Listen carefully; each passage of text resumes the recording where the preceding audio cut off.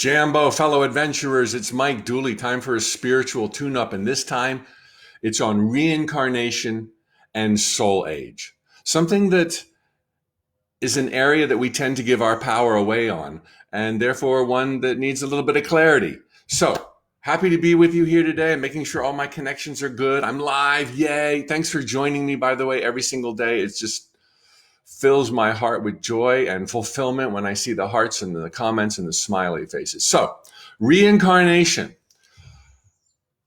As I've been sharing these spiritual tune-ups with you, going to some pretty deep and profound areas, one of the things that I always try to do for audiences, as well as myself, is I try to root the premise of my talk rationally, through deductive reasoning. You know, we have been taught our entire lives that you better read more books, you better get more education, you better search outside of yourself for answers. And that's the worst advice we could have ever received. Go within. What makes sense? Would God want to live a single lifetime as a tall, skinny, bald guy when God has eternity? Deductive reasoning. Everything is of God, by God, pure God, as I've already reviewed. If not, where would the stuff come from to make up humanity and atoms and butterflies and caterpillars? I mean, everything is of God, by God, pure God. By deduction, it's all happening inside of God. So God creates this odyssey, these illusionary jungles of time and space because he could, because she could, because it was fun, because why not? You got forever. So now God wants to go explore it. And so God has to forget she's everywhere always at once. And she incarnates as you and me and billions and trillions and zillions of others on parallel dimensions and non-time space dimensions. And here we go, planet Earth. If you had eternity, would you want to just be some, tall white dude? Or would you be curious, what's it like to be, darker in color? What would it be like to live in a future world where everything is done for you and amazing technology exists? After a few lifetimes there, what would it be like to go to caveman times? Time's an illusion, so your next life might be in the Stone Age. That warps and boggles the mind. You don't have to figure that out. We'll get to what's most important in just a little while. But if you've got eternity, why would you just be one person? And if you've been male, wouldn't you be curious what it's like to be female? We all come back in every color, in every shade, with every leaning and inclination for the fun of it, because it's cool, because it's wild. Hey, let me be really creative this time. Let me be really logical this time. Let me have a lot of guidance this time. Let me have no guidance this time. Every single lifetime is led by our own desire, God's desire for more joy, expansion, creativity, play.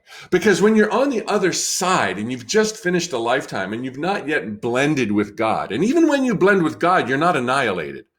We think, like a cube of sugar and a cup of coffee. When this is all done, I blend back into God and I don't know who I am. Baloney, you're in God right now and you know who you are. You'll know who you are afterwards. And when you're done a lifetime, you're like, oh, I was so loved. I was so powerful. It was so beautiful. My friends were there. I didn't know they were my friends. Some of them poked me, but now we're here and we're laughing. We're laughing so hard. Milk is coming out of our nose and we didn't even have a glass of milk. And it's just like, let's go back. Really and truly, let's go back. Besides, I wasn't very patient last lifetime. Besides, I wasn't very generous lifetime. Not only do we want joy, but there are some very obvious lessons to learn. Just look at the lessons you're learning right now, the lessons other people are learning right now.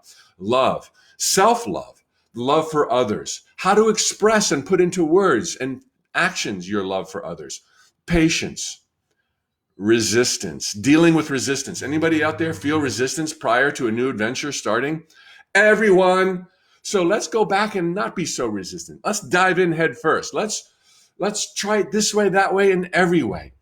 From the books that I have read that confirm this, that otherwise have no agenda and that speak of great, profound truths, They all say that we live thousands of lifetimes, tens of thousands of lifetimes. That's probably the norm from what I've gathered and I've read. And hey, that makes sense. After, 42,000 lifetimes, I think I've pretty much been there, done that. Let me find out what else is in the mind of God. What dimensions and realities and probabilities exist outside of time and space. The mind of God is always on this, okay? And this is just part of that adventure right now inside of God. And hence the expression, that person's an old soul. That person's a young soul.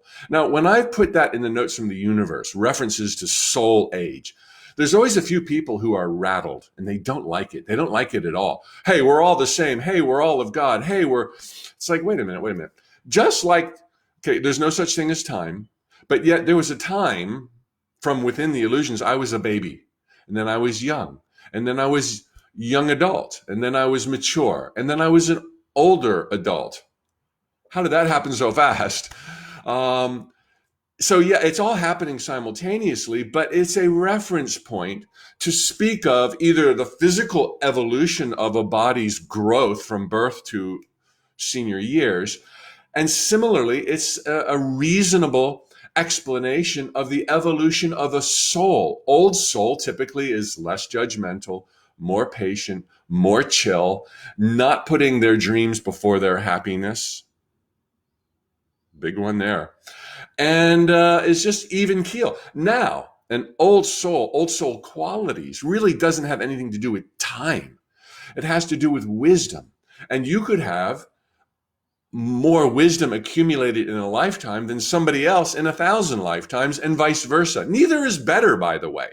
Okay, we're all at different levels of our own evolution, and it's all beautiful and it's all good, and we're all friends and we're all family. Oh, and another interesting thing.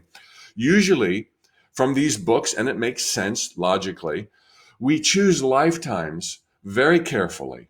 We set the stage very carefully. Nothing is destined, but there are probabilities that will heighten our opportunity to learn what we want to learn and play the way we want to play. And usually on these stages, we pick lifetimes with other folks who have lived with us before, and they pick us as well. You're like, you're really good at teaching me this. You're really good at keeping me on track. You're really good at pushing my buttons, and I need that.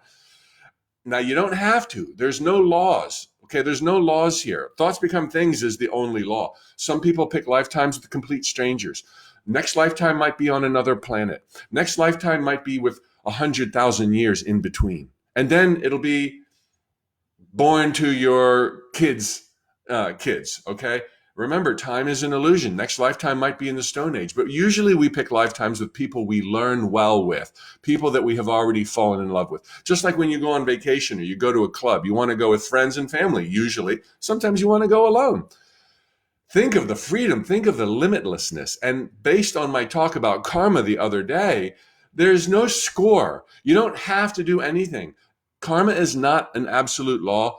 But yes, we bring stuff over that was unlearned in other lifetimes, not because it started in another lifetime, but because it arose and we misunderstood it.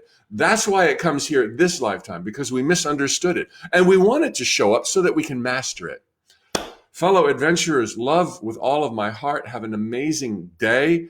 And I'll see you when I see you for a hug and a reminder that thoughts become things and you are utterly adored. Okay.